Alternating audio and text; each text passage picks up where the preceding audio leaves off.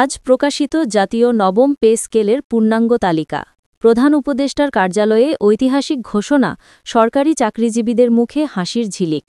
আসসালামু আলাইকুম প্রিয় দর্শকবৃন্দ, আজকের এই ভিডিওটি নিঃসন্দেহে বাংলাদেশের কোটি সরকারি চাকরিজীবীর জন্য আনন্দের সংবাদ নিয়ে এসেছে। অবশেষে দীর্ঘ প্রতীক্ষার অবসান ঘটিয়ে প্রধান উপদেষ্টার কার্যালয় থেকে প্রকাশিত হয়েছে জাতীয় নবম পে স্কেলের পূর্ণাঙ্গ তালিকা। এটি শুধু একটি অর্থনৈতিক সিদ্ধান্ত নয়, বরং এক ঐতিহাসিক অধ্যায়ের সূচনা, যা বাংলাদেশের প্রশাসনিক ব্যবস্থায় নতুন দিগন্ত উন্মোচন করতে যাচ্ছে। আজ সকালেই প্রধান উপদেষ্টা ডাক্তার মোহাম্মদ ইউনূসের সভাপতিত্বে অনুষ্ঠিত বৈঠকে চূড়ান্তভাবে অনুমোদন পায় নবম জাতীয় পে স্কেলের পূর্ণাঙ্গ কাঠামো। বৈঠকে উপস্থিত ছিলেন অর্থ মন্ত্রণালয়, জনপ্রশাসন মন্ত্রণালয় ও পে কমিশনের শীর্ষ কর্মকর্তারা। এর মধ্য দিয়ে পরিষ্কারভাবে জানিয়ে দেওয়া হয়েছে, ডিসেম্বর মাসের মধ্যেই প্রজ্ঞাপন প্রকাশিত হবে এবং জানুয়ারি থেকে কার্যকর হবে নতুন বেতন কাঠামো। নতুন এই কাঠামোয় বেতন নির্ধারণ করা হয়েছে 1:4 অনুপাতে।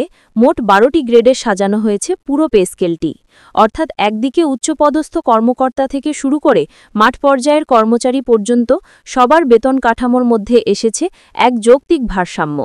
সর্বনিম্ন বেসিক বেতন নির্ধারণ করা হয়েছে 31,000 টাকা, আর সর্বোচ্চ গ্রেডে বেতন পৌঁছেছে প্রায় 1,25,000 টাকার ঘরে। ফলে গড়ে 94% পর্যন্ত বেতন বৃদ্ধি পাচ্ছেন সরকারি কর্মচারীরা। অর্থ মন্ত্রণালয় জানিয়েছে, এই পে স্কেলের মূল লক্ষ্য শুধু বেতন বৃদ্ধি নয়, বরং একটি সমন্বিত, বাস্তবসম্মত ও প্রণোদনামূলক কাঠামো তৈরি করা। নিম্ন গ্রেডের কর্মচারীরা এতদিন ধরে যে বৈষম্যের অভিযোগ করে আসছিলেন, এবার সেই ব্যবধান অনেকটাই ঘুচে যাবে বলে আশা করা হচ্ছে। এবার আসি ভাতা ও সুবিধার পরিবর্তনের দিকে। নতুন এই কাঠামোয় বাড়ি ভাতা, চিকিৎসা ভাতা, যাতায়াত ভাতা, শিক্ষা সহায়তা ভাতা সব ক্ষেত্রেই এসেছে গুরুত্বপূর্ণ পরিবর্তন। বাড়ি ভাতা বেসিক বেতনের 60% পর্যন্ত বাড়ানো হয়েছে। আগে যেখানে ছিল 40%, এখন সেটি 50 থেকে 60% উন্নীত হয়েছে। মহানগর ও জেলা শহর ভেদে এই ভাতার পরিমাণ 18,000 থেকে 38,000 টাকার মধ্যে নির্ধারিত হয়েছে। 2 চিকিৎসা ভাতা জীবনযাত্রার ব্যয় বৃদ্ধি ও স্বাস্থ্যসেবার খরচ বিবেচনায় চিকিৎসা ভাতা 1,500 টাকা থেকে বাড়িয়ে 4,500 টাকা করা হয়েছে। এর ফলে পরিবারভিত্তিক স্বাস্থ্যসেবা অনেক সহজলভ্য হবে। 3 যাতায়াত ভাতা কর্মস্থলে যাতায়াতের খরচ বিবেচনায় এই ভাতা 2,000 টাকা থেকে বাড়িয়ে 5,000 টাকা করা হয়েছে। মাঠ পর্যায়ের কর্মকর্তা ও কর্মচারীদের জন্য এটি বিশেষভাবে সহায়ক হবে।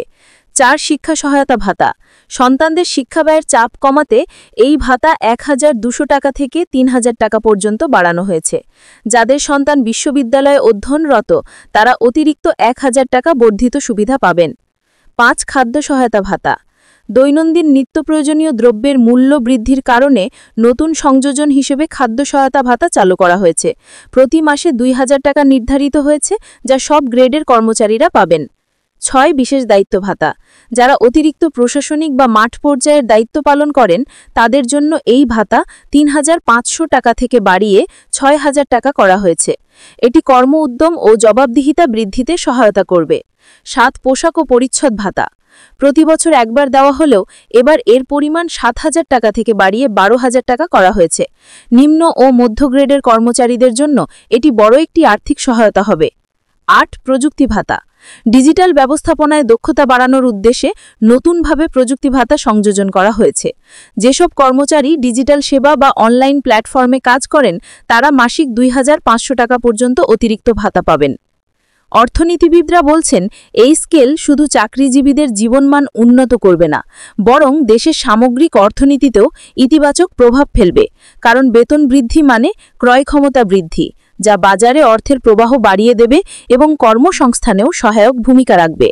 তবে বিশেষজ্ঞরা সতর্ক করে বলেছেন, এই বেতন কাঠামো সফল করতে হলে দক্ষতা, জবাবদিহিতা ও সেবার মান, এই 3টি ক্ষেত্রকে সমান গুরুত্ব দিতে হবে। কারণ বেতন বৃদ্ধি তখনই ফলপ্রসূ হবে যখন কর্মচারীদের কর্মদক্ষতা ও নৈতিকতা বাস্তব উন্নয়নে প্রতিফলিত হবে।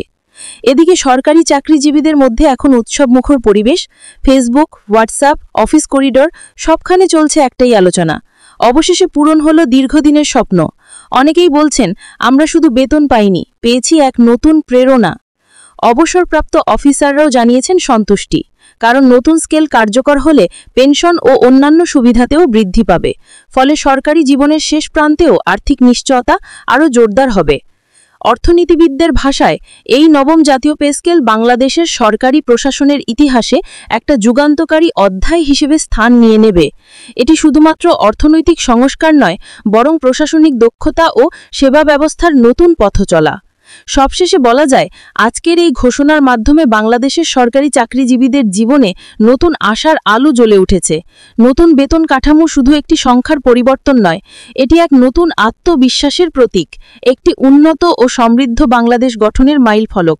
তো বন্ধুরা, আজকের ভিডিওটি এখানেই শেষ করছি। যদি নিউজটি ভালো লেগে থাকে তবে ভিডিওটিতে লাইক দিন, চ্যানেলটি সাবস্ক্রাইব করুন এবং কমেন্টে জানিয়ে দিন আপনার পদমর্যাদা অনুযায়ী কতটা পরিবর্তন এসেছে নতুন এই পে স্কেলে। ধন্যবাদ সবাইকে, দেখা হবে পরের ভিডিওতে। আসসালামু আলাইকুম।